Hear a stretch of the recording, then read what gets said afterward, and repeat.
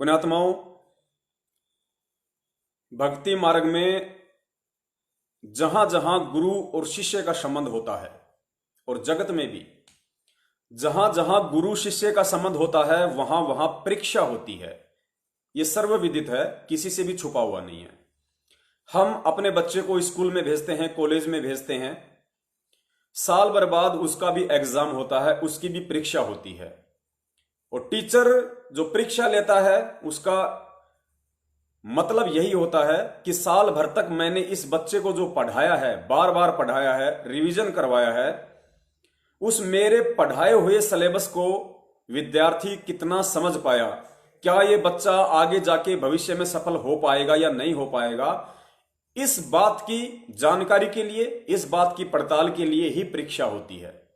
जो कच्चे होते हैं, जो टीचर के द्वारा पढ़ाए गए सिलेबस को ध्यान से नहीं पढ़ते हैं, वो फेल हो जाते हैं। और जो टीचर के द्वारा पढ़ाए गए उस ज्ञान को, उस सिलेबस को, उस सब्जेक्ट को गहराई से पढ़ता है, समझता है, वो विद्यार्थी परीक्षा में सफल होता है। 650 साल पहले परमेश्वर कबीर साहिब जी बनारस के काशी में आए। परमेश्वर के 64 लाख शिष्य हुए। आप और हम ही थी वो आत्माएं, अन्य कोई नहीं था। परमेश्वर ने काफी वर्षों तक अपना अनमोल तत्व ज्ञान दिया, और ज्ञान देने के बाद जब संगत में खुसर फुसर शुरू हुई तो परमेश्वर ने एक दिन सोचा कि क्यों ना इनकी फड़क निकाल दूं। परमेश्वर ने हम सबकी परीक्षा ली। इतना ज्ञान देने के बाद कि मैं कौन हूं, मेरे कर्म हैं, क्या मेरे लक्षण हैं, मैं क्या गलत कर सकता हूं, क्या सही कर सकता हूं, इस बात की 64 लाख शिष्यों को कबीर परमेश्वर ने पूरी जानकारी करवाई, काफी वर्षों तक। उसके बाद उस परीक्षा लेने के लिए परमात्मा ने रविदास जी को निमित्त बनाया और गणिका बहन को निमित्त बनाया।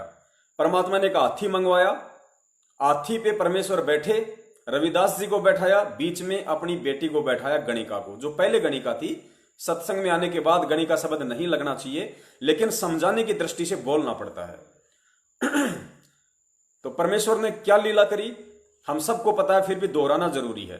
ध्यान से सुनेंगे तो ही ये वीडियो आपको एंड तक समझ में आएगा कि वर्तमान में हिसार जेल के नाम से संगत में जो ऑडियो भेजी जा रही है, और उन ऑडियो को भेज भेज कर सतलोक आश्रम मैनेजमेंट हरियाणा जो अपना मनोरथ सिद्ध कर रहा है, उसके पीछे की हकीकत क्या है।